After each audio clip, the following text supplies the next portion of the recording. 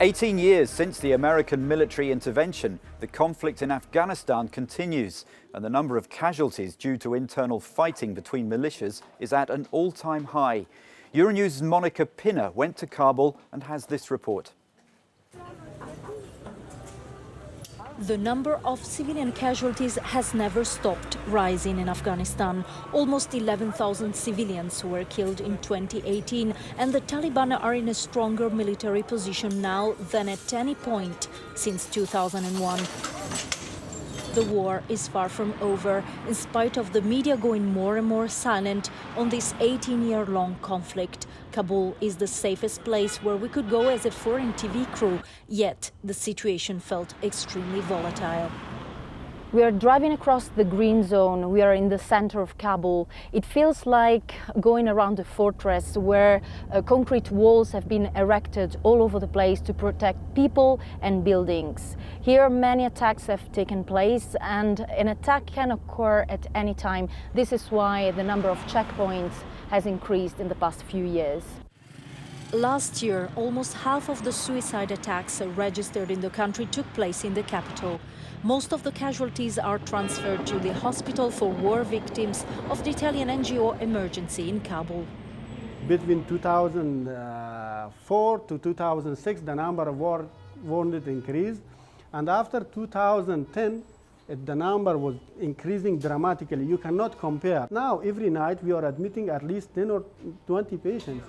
The emergency hospital has treated almost 16,000 Afghans last year. Some of the patients we met came from Ghazni, a province southwest of Kabul, where armed clashes are still ongoing. Hassan was lucky. He narrowly escaped death after having been shot at. When I was going back to Ghazni from Kabul, we were stopped on the road by the Taliban. I was in the front seat and I got hit by 3 bullets in the head. The driver was hit too. 1 bullet hit my ear. The 2 others above. The conflict is intensifying, and the UN mission in Afghanistan expressed concern about the increase of civilian casualties from airstrikes. Aerial operations conducted by pro-government forces caused over 1,000 casualties last year.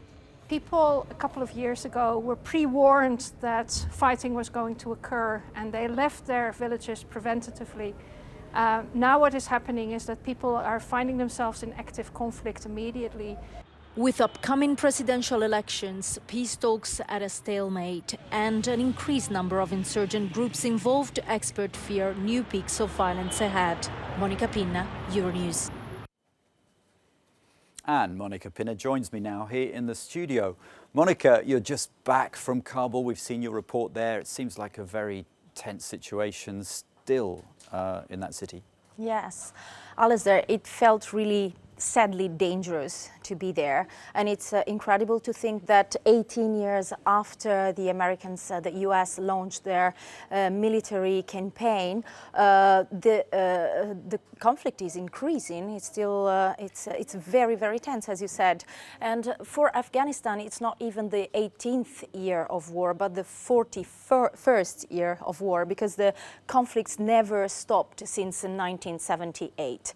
And the pictures we've seen in the report don't even do justice to the reality of what we've seen there, because we couldn't, for example, film at checkpoints, and there is a checkpoint roughly every 200 meters in the town center. And attacks happen on a regular basis. At the beginning of June, there was a magnetic bomb attached to the bottom of a bus, of a university bus, that caused one casualty, and 1 person was killed and another 10 were injured. Last month there was an incursion in an American NGO, and 5 people were killed and another roughly 20 were injured. So the situation is very, very tense, and we don't hear about this in the news. But for example, in 2017, what really made the headlines was the big attack with a truck full of explosives that killed 150 people. Now that's Kabul. What about the security situation in the country at large? Well, it's not much better, to be honest. It's true that the government is supposed to control roughly 50% of the territory of the Afghan districts, but the Taliban and all the other armed groups that are involved in the conflict have gained terrain, and they are very strong in rural areas. It's said that the Taliban's military position today is stronger than in 2001. An ironic situation indeed. Monica Pinner, thanks for joining us on the set.